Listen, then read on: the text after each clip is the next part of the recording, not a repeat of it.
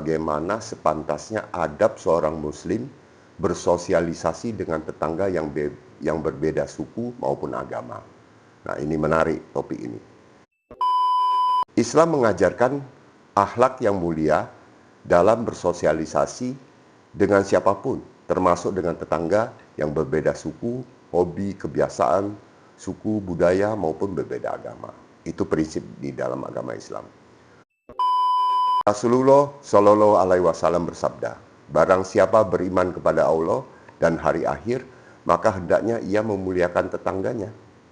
Ini kita ambil dari hadis riwayat Bukhari dan Muslim. Berarti sudah jelas bahwa umat muslim selalu mengutamakan akhlak.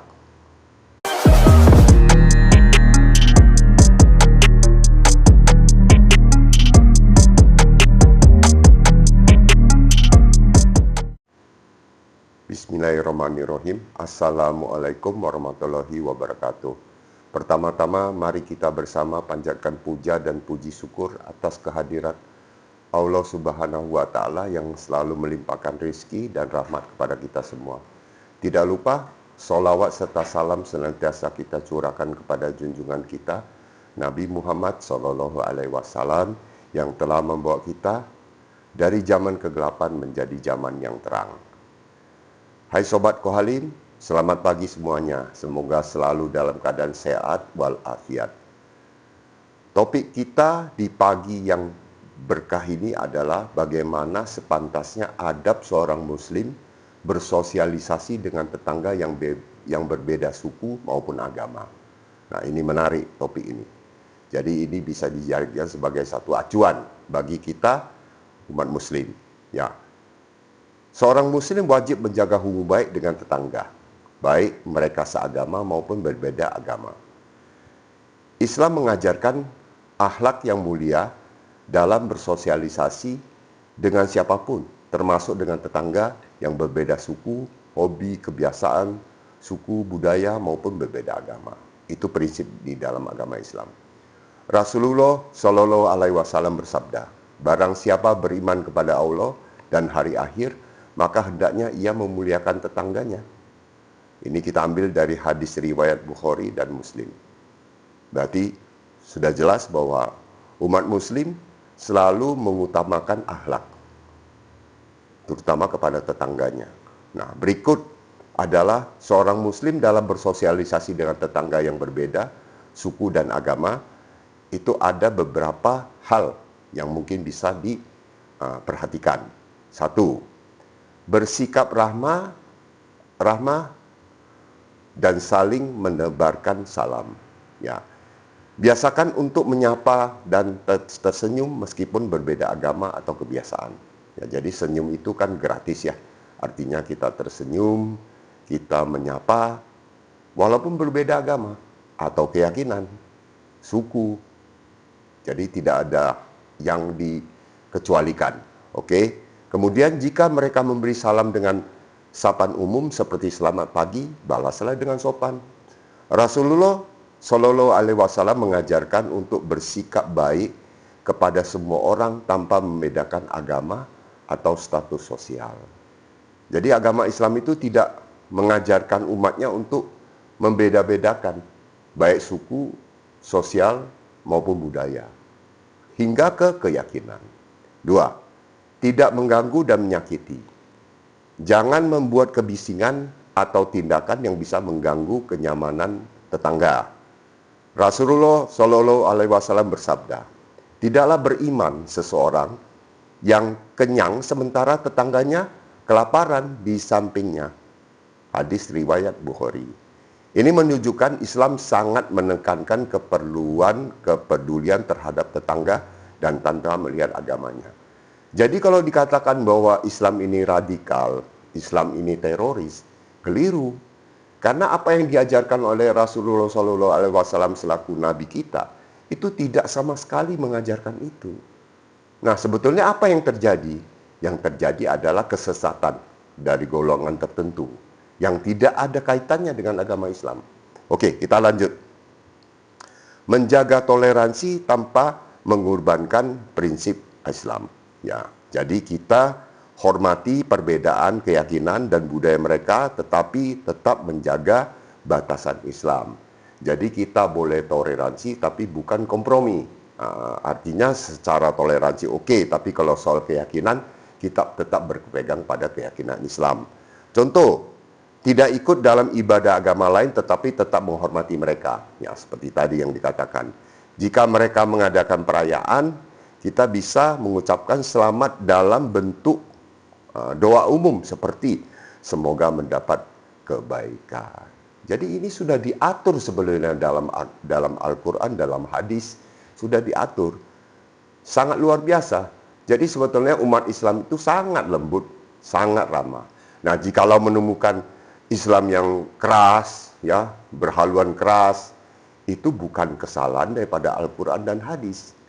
Nah, itu kembali ke golongan masing-masing. Yang keempat, saling membantu dalam kebaikan.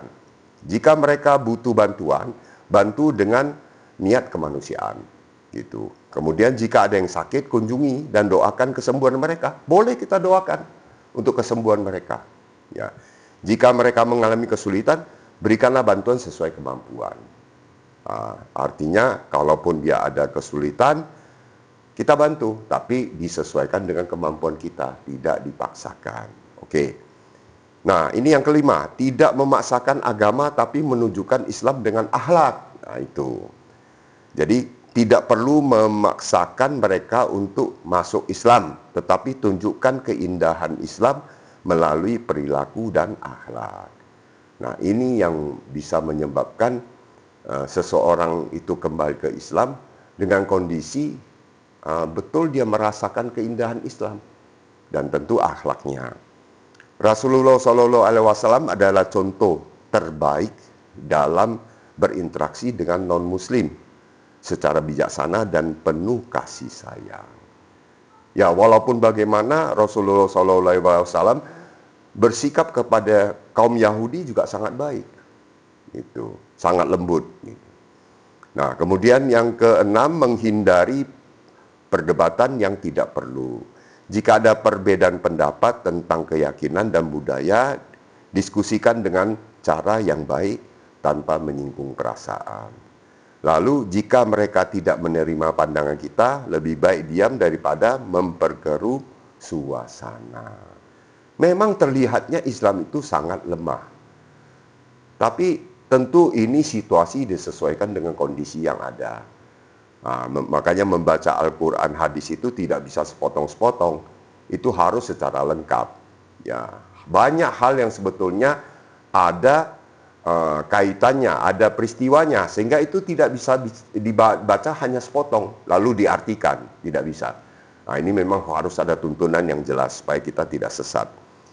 Yang ketujuh, menjaga privasi dan tidak bergosip. Nah, itu tidak mengkorek-korek kehidupan pribadi mereka, tidak menyebarkan aib mereka dan ikut dalam pembicaraan negatif tentang mereka. Nah, ini dia. Ini sudah sangat luar biasa ini. Kita disuruh supaya jangan ngegibah, jangan ngegosip. Karena ini justru akan memperuncing perbedaan. Jadi tadi sudah ada tuntunannya, kita nggak usah korek-korek kehidupan mereka. Artinya pengen tahu gitu. Lalu disebarluaskan, dibicarakan, dipergunjingkan. Nah, itu sudah tidak benar. Nah, kesimpulannya adalah seorang Muslim harus bersikap toleran dan menjaga hubungan baik dengan tetangga tanpa mengorbankan prinsip Islam.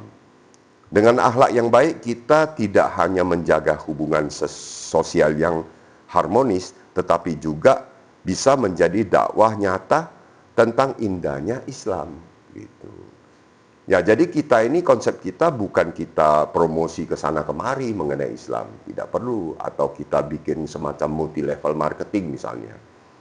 Nanti kamu tarik orang, saya bayar sekian, atau kita hargai dengan apa, dengan uang. Tidak, Islam tidak seperti itu.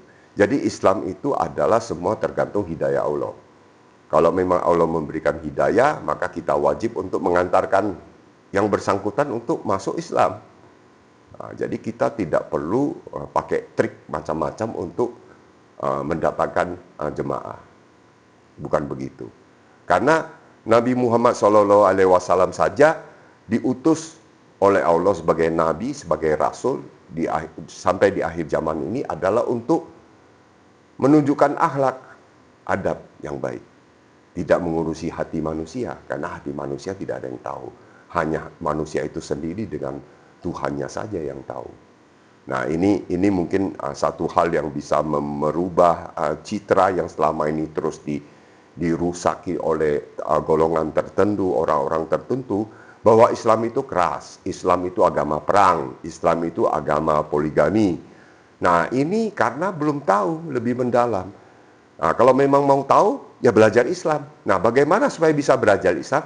Ya mengucapkan 2 kalimat syahadat. Kalau sudah mengucapkan 2 kalimat syahadat, lalu menjadi Islam, maka lebih mudah untuk belajar. Gitu, karena hatinya sudah terbuka. Tapi itu semua karena hidayah Allah. Tidak bisa dipaksa, tidak bisa dipengaruhi, apalagi diiming-iming dengan tembakau, diiming-iming dengan bantuan uang, diiming-iming dengan dibelikan sesuatu, nggak bisa. Karena ini semua adalah hak prerogatifnya Allah. Nah, kita sebagai umat Islam ini hanya mengantarkan, membina, membimbing, mendampingin. Semua tergantung diri sendiri. Nah, ini kurang lebih mengenai keindahan Islam. Nah, bukan kebetulan sih, karena kami suami istri dapat hidayah Allah sehingga menjadi Islam di tahun 2004 yang pernah saya membuat testimoni di channel Kodon Titan tentang bagaimana proses masuk Islam, ya, balik ke Islam. Di situ jelas kami berdua mengalami sesuatu yang luar biasa, yaitu ketika saya menjadi Islam, maka akhlak saya berubah. Akhlak saya menjadi akhlak yang baik, sehingga istri pun tertarik untuk masuk Islam. Saya tidak mengislamkan istri saya. Waktu itu istri saya belum Islam. Jadi ketika ketika istri mengajukan diri untuk menjadi Islam, malah saya minta dia untuk berpikir lagi. Jangan karena saya masuk Islam jadi ikut-ikutan masuk Islam. Kalau udah namanya ikut-ikutan pasti nanti satu saat bisa ditinggalkan. Nah, ini ternyata istri saya melihat bahwa saya ada perubahan sikap yang luar biasa, akhlak yang luar biasa. Dan ini tidak dibuat-buat, karena ini memang adalah rahmat dari Allah. Satu peristiwa yang sangat luar biasa itu adalah ketika 2 bulan setelah saya masuk Islam, menjelang 2 bulan saya masuk Islam, saya mengalami satu hal di mana terjadi pergolakan yang luar biasa, sehingga banyak hal dalam diri saya yang negatif itu dapat dirubah. Secara otomatis itu berubah. Nah, memang semua ini tergantung masing-masing. Sebagai umat Islam, kita hanya bisa mendoakan kepada saudara-saudara kita yang belum terbuka untuk masuk Islam, belum mendapatkan hidayah. Semoga Allah memberikan hidayah.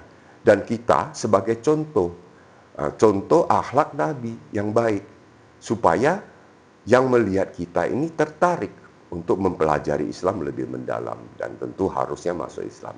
Nah, banyak yang menanyakan kepada saya kebetulan bahwa saya mau belajar agama Islam, tapi saya tidak mau masuk Islam. Sulit.